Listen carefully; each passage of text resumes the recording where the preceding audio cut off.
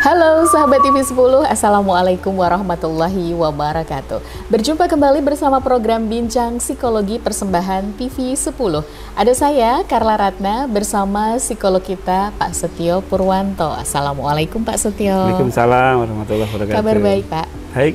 Alhamdulillah, sehat ya Pak ya? Sehat. Dan siap untuk kembali hadir berbagi ilmu ya Pak, ilmu psikologi, sharing-sharing dengan sahabat TV 10.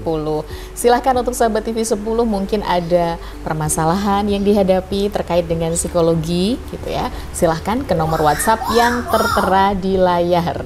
Kita tunggu, silahkan curahan hati Anda melalui nomor WhatsApp yang tertera di layar ini untuk kita bahas insya Allah di episode yang akan datang. Terima kasih untuk yang sudah bergabung. Hari ini sudah ada yang gabung lewat WhatsApp Pak. Oh. Yang terhormat Bapak Purwanto, Pak, saat ini kondisi fisik saya tegang otot atau tengeng. Secara fisik seperti salah bantal. Oh, berarti leher itu ya Pak ya? Leher. Tetapi saya bingung lama tidak sembuh. Apakah ini merupakan dampak dari penggunaan HP yang berlebihan atau kolesterol yang aku alami atas pola hidup sebelumnya? Perlu diketahui saya pernah kecanduan YouTube yang ada sekitar 2 sampai dengan 3 tahun sebelumnya. Kecanduan YouTube ya? Iya, hal ini dipicu karena setelah keluar kerja atau pensiun saya tidak ada kegiatan, sehingga kompensasi saya nonton YouTube di HP. Waktu saya habis buat pegang HP di luar kegiatan sehari-hari. Panjang ya Pak ya, ini kita tampilkan juga di layar biar sahabat TV 10 bisa baca. Setelah itu leher saya tegang dan pernah saya ke dokter puskesmas dan diberi obat dan vitamin. Selain itu saya diminta untuk stretching dan kompres leher dengan air dingin. Stretching dan kompres leher tidak saya lakukan, tapi obat saya habiskan. Seharusnya saya ke dokter lagi untuk periksa berikutnya, tapi saya langsung ke klinik Rejosari untuk fisioterapi tanpa rujukan dari dokter sebelumnya. Apa yang harus saya lakukan untuk hal ini? Berarti ini sebenarnya penyakit fisik ya Pak? Tapi mungkin efek dari apa tadi ya? Iya, YouTube tidak tadi bekerja, ya, tidak bekerja. Jadi digantikan kesibukannya dengan nonton YouTube. Iya. Gitu. Terus jadinya kok tegang otot, tengeng gitu, tapi kok nggak sembuh-sembuh. Jadi gitu, fisiknya itu karena kelamaan ini kayaknya ya, kelamaan nonton YouTube. Kayak beberapa waktu lalu kan kita pernah bahas ya Pak, ya efek dari gadget ke fisik itu kan tegang otot, mata. Cuma kalau Bapak siapa namanya? Nggak ada namanya. Bapak ini kan karena pensiun ya, jadi sama sekali mungkin nggak ada kegiatan ya. Kalau mungkin anak-anak sekolah itu kan meskipun kecanduan kan masih sekolah, masih ada kesibukan, masih main kesana kesini gitu kan. Nah, ini kalau pensiun ini memang betul-betul itu dihabiskan, terlebih dengan usia pensiun itu kan ya usia 65 ya, 70, 65 itu kan apa namanya? Bahasanya itu kelenturan lah ya, kelenturan ototnya, tulangnya itu kan berkurang ya Pak? Berkurang gitu. Jadi mungkin terlalu lama pada posisi tertentu itu bisa menimbulkan kekakuan. Elastisitasnya itu kan berkurang. Jadi gampang kaku. Kalau karet itu sudah itu loh. Kalau kena panas kelamaan gitu loh. Jadinya nggak lentur lagi. Nah, itu yang mungkin yang menyebabkan otot tegang tengeng yang jangka waktu lama. Nah, tadi bisa juga disebabkan karena faktor kebiasaan waktu ini ya, belum pensiun ya. Mungkin kolesterol atau tadi disebutkan apa tadi? Penggunaan HP yang berlebihan atau kolesterol yang dialami atas pola hidup sebelumnya. Nah, pola hidup sebelumnya itu juga kolesterol. Nah, ini juga saya kira perlu diantisipasi juga secara kesehatan. Inilah diserahkan ke dokter ya. Biar tuntas. Baiknya memang konsultasi ke dokter untuk yang dialami ini ya Pak. Betul. Kemudian juga tadi ya, karena ini masalah otot, jadi tadi ada disarankan dokter tadi stretching dan ya memang stretching sama stretching dikompres dikompres ya. Itu lebih mengendorkan, lebih merilekkan. Nggak apa-apa dicoba, itu kan terapi secara ini ya Pak ya. Itu terapi inilahnya ototnya itu ya. Nah, kemudian tentu selain tadi saran dokter, saran fisioterapis, kemudian klinik di mana tadi saya lupa, itu ditaati saja. Nah, nanti secara psikologis ini yang perlu pola-pola hidup baru setelah bekerja, kemudian pensiun, ini kan perubahan hidup ya. Perubahan hidup. Iya, kayaknya bagus nih Pak, kalau kita ngomongin tentang persiapan menjelang pensiun. Ya. Sepertinya bukan hanya yang WhatsApp ke kita aja nih. Ada mungkin sahabat TV 10 yang juga merasakan efeknya saat ini, mungkin yang sudah pensiun atau bahkan yang sudah tahu beberapa tahun yang akan datang akan mengalami pensiun. Toh setiap orang kan pasti ada masanya ya Pak. Oh, iya. Ada memasuki usia pensiun karena waktu itu tidak bisa dihentikan. Tapi ada yang menyambutnya dengan gembira karena artinya sudah tidak bekerja lagi, bisa menghabiskan waktu sepenuhnya bersama keluarga. Ada yang seperti itu. Tapi banyak juga yang justru mengalami depresi. Belum udah mikir pensiun. Waduh, gimana ya kalau aku tuh besok pensiun gitu. Nah, di Bincang Psikologi kali ini kayaknya kita mesti ngomongin deh prepare-nya sebelum pensiun atau menjelang pensiun supaya pensiunan itu tetap asik atau pensiun itu asik tanpa panik. Jadi nggak ada depresi gitu loh Pak. Nah, itu yang akan kita omongkan di kesempatan kali ini ya Pak ya. Nanti semoga juga bisa menjawab pertanyaan dari sahabat TV 10 yang tadi sudah bergabung itu tadi. Mungkin ini juga efek dari pensiun itu salah satunya karena nggak punya kesibukan ya Pak ya. Sebenarnya persiapan ini berarti sebelum pensiun kan Pak? Iya, sebelum pensiun. Atau sebenarnya juga karena sudah terlanjur mungkin sudah pensiun. Sudah pensiun juga nggak apa-apa. Tapi kemungkinan apa sih Pak yang terjadi kalau kita tanpa persiapan kalau pensiun itu? Yang pasti bahwa orang itu ketika berada di keadaan yang baru itu pasti perlu adaptasi ya. Oh iya, perubahan soalnya ya Pak? Ya, perubahan. Jika dia tidak bisa atau dia tidak mempersiapkan kan kaget gitu loh. Kaget dengan pola hidup yang baru gitu. Nah, kagetnya itu kan bisa jadi menimbulkan masalah. Ya, kalau sudah usia-usia itu biasanya menimbulkan stres ya, stres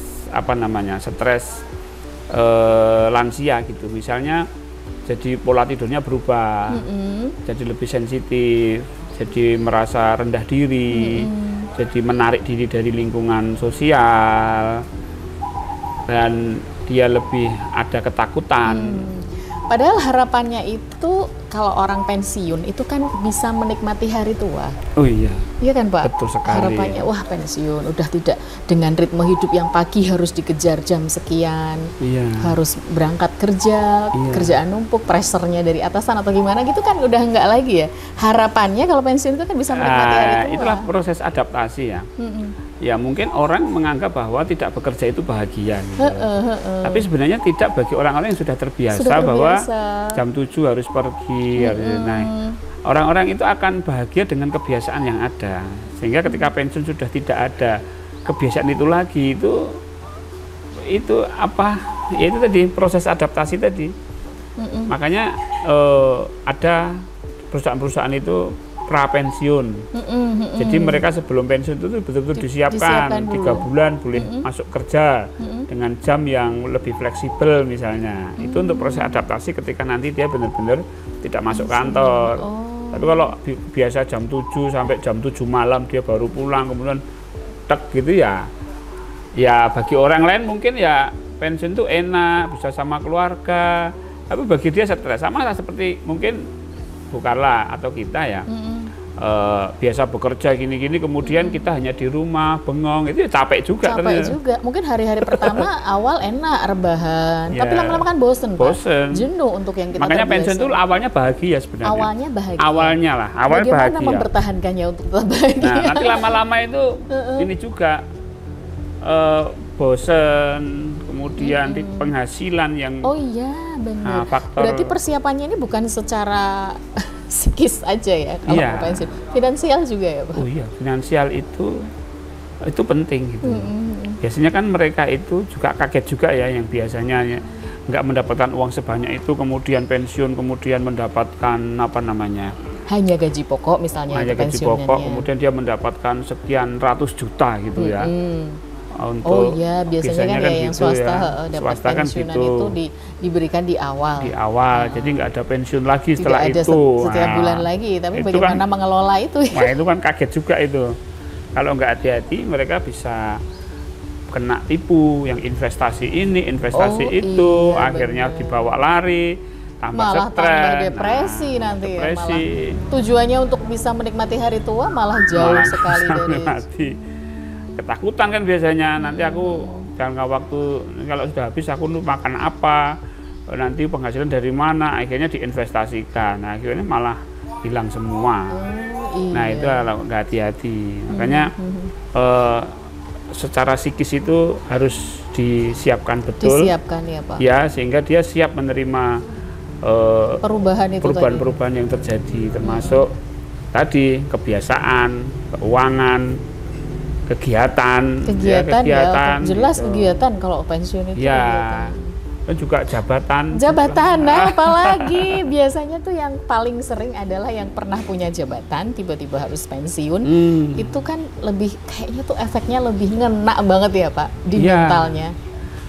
Sekarang ya kalau orang menjabat ya, misalnya lah dia kepala kantor gitu ya. Nah kepala kantor itu kan banyak fasilitas ya. Betul. Yang fasilitas rumah, yang fasilitas mobil, orang pada hormat gitu kan, ya disegani gitu. Ketika pensiun itu semua nggak ada. Iya betul. Nah ini kan membuat apa namanya Apa itu? kegelisahan. Merasa tidak apa ya? Ya kan fasilitas semua ditarik otomatis. Semua. Penghormatan orang ya tergantung bagaimana kita ini ya ke orang itu ya. Ada yang kadang-kadang persepsinya dia sendiri. persepsinya malah justru Iya terjebak dalam kan? persepsi. Padahal orang lain juga biasa aja, masih aja. menghormati dia dulu sebagai pimpinan, tapi dia sendiri sudah merasa orang lain itu nggak menghormati lah. Ya. Karena dia sendiri merasa aku sudah nggak berguna lagi. Gitu. Nah, itulah. Itu ya, sindroma apa? macam serba-serbinya pensiun. Nah, lalu nanti bagaimana atau persiapan apa saja yang harus dilakukan atau apa saja yang harus dilakukan ketika pensiun ya selain persiapan menjelang pensiun supaya pensiun Anda asik tanpa panik. Jangan kemana-mana, Bincang Psikologi akan segera kembali untuk Anda tetap di TV 10. Kami segera kembali setelah jeda.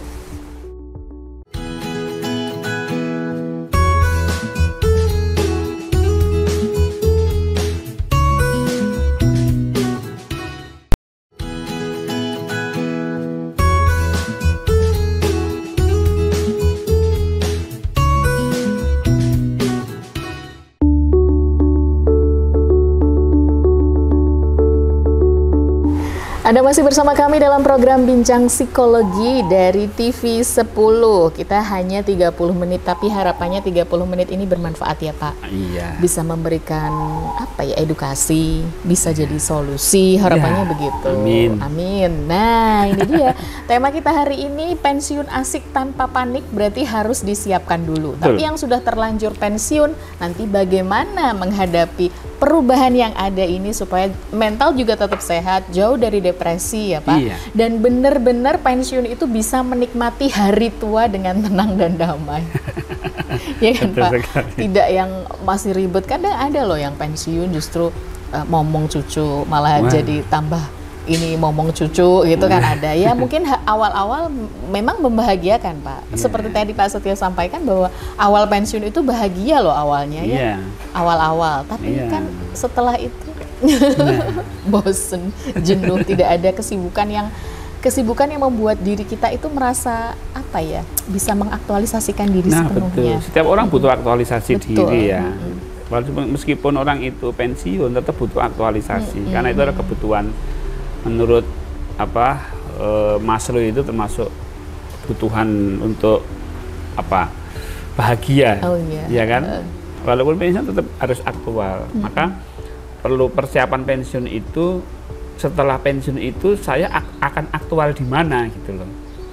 Apakah di lembaga sosial, apakah aktual di lembaga keagamaan gitu ya, di masjid atau di mana. Dia harus punya, direncanakan gitu. Nanti akan aktif di mana. Makanya bagus sekali kalau misalnya setelah pensiun itu sudah punya kegiatan apa yang akan dilakukan. Dia akan aktif di mana. Ya, iya, jadi namanya pensiun itu hanya status kantor ya, status institusi gitu. Sebenarnya manusia hidup tidak ada istilah pensiun, ya kan? Ada pensiunnya kalau nanti sudah dikubur itu dipensiun dari yang atas itu. Wassalam kalau itu ya. Iya benar. Iya, jadi pengertian pensiun itu coba jangan digeneralisasi menjadi sebuah pensiun kehidupan gitu loh.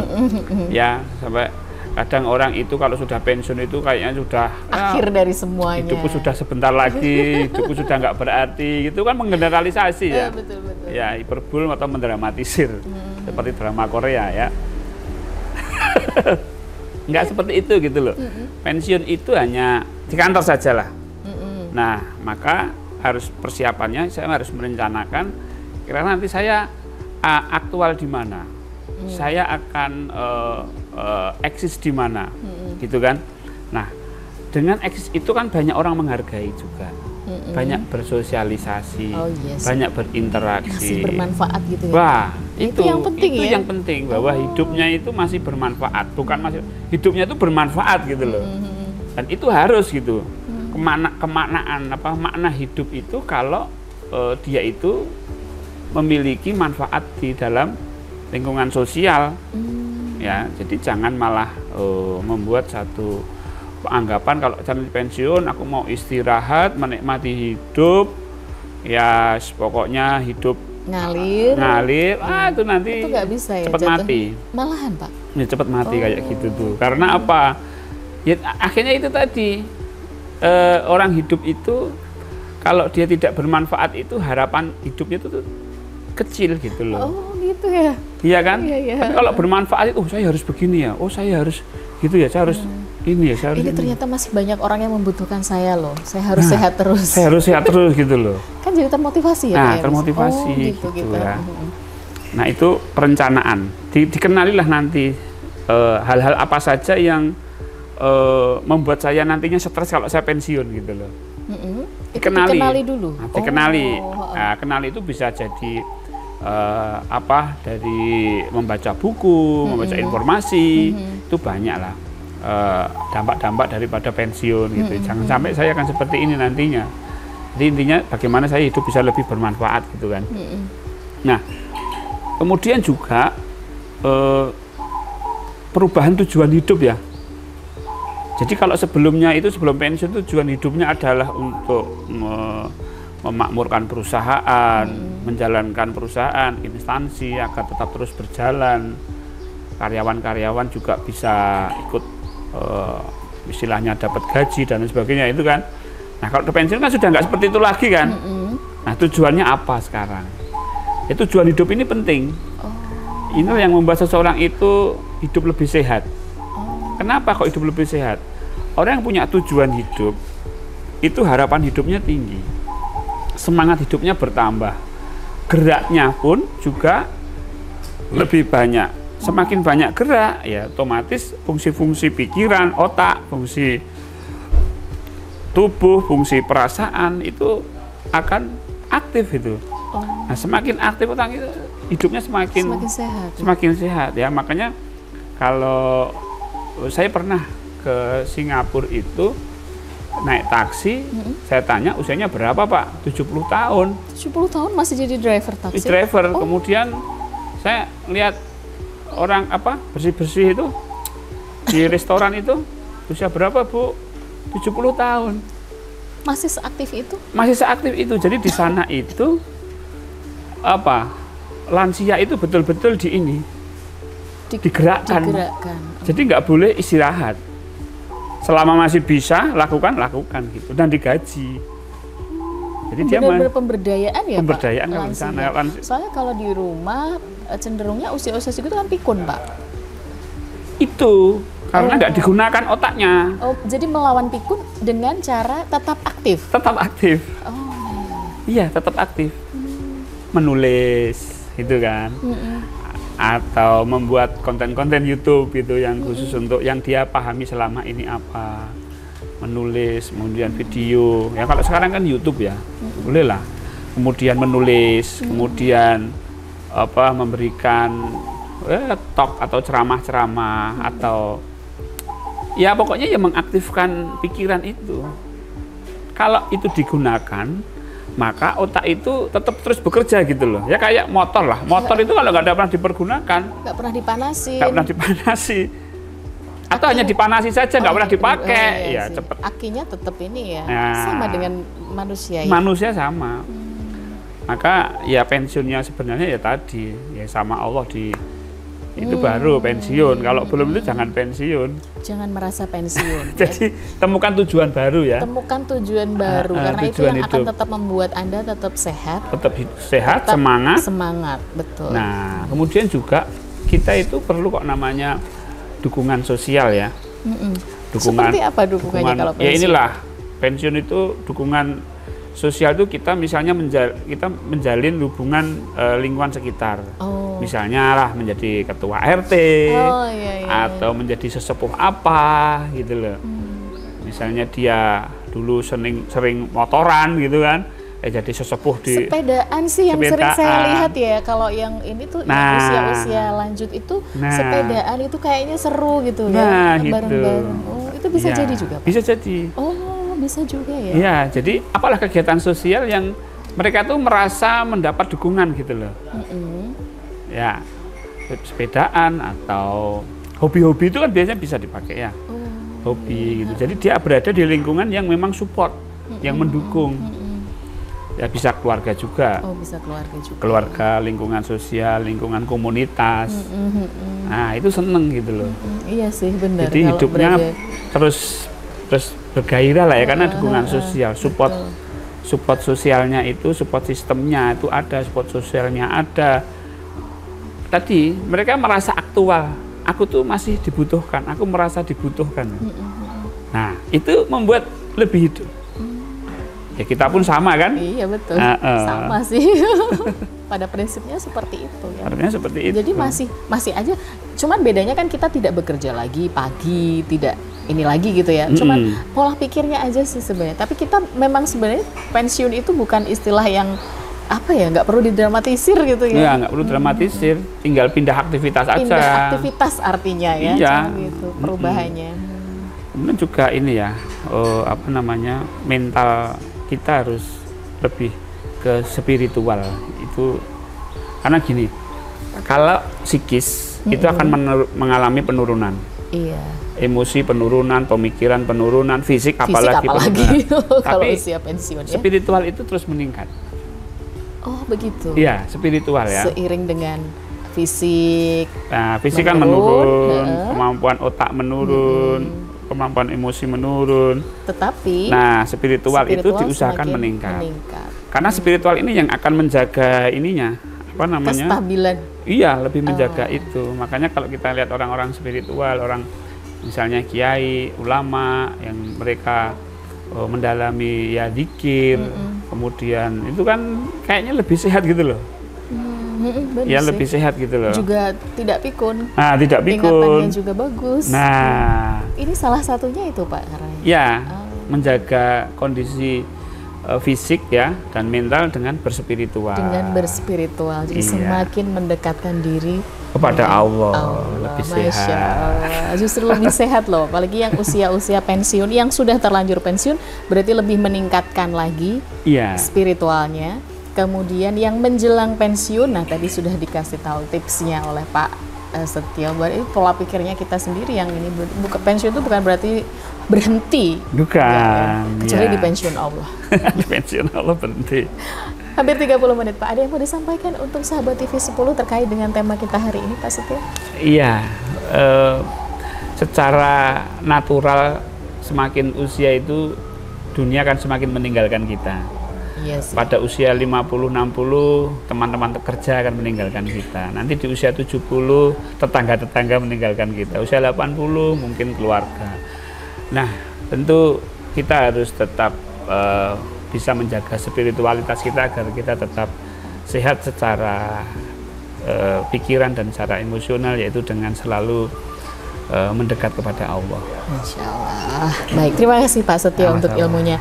Dengan kata lain, persiapan pensiun membantu Anda untuk menjalani masa pensiun dengan lebih tenang, sehat, dan bahagia. serta memungkinkan Anda untuk menikmati hasil kerja keras selama bertahun-tahun dengan kualitas hidup yang baik. Ya kan Pak? Betul Sudah sekali, waktunya Pak. untuk menikmati hasil kerja keras selama ini kok ya.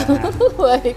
Terima kasih untuk kebersamaannya sahabat TV 10. Semoga apa yang kita sampaikan bermanfaat ya. Dan jangan lupa silahkan curhat di nomor WhatsApp yang tertera di layar. Kami tunggu Anda. Saya Carla Ratna, Pak Setio Purwanto dan seluruh kru yang bertugas di Bincang Psikologi edisi kali ini undur diri. Berjumpa kembali insya Allah di lain kesempatan. Terima kasih sekali lagi kebersamaannya. Tetap di TV 10, inspirasi dan edukasi. Assalamualaikum warahmatullahi wabarakatuh. Waalaikumsalam warahmatullahi wabarakatuh.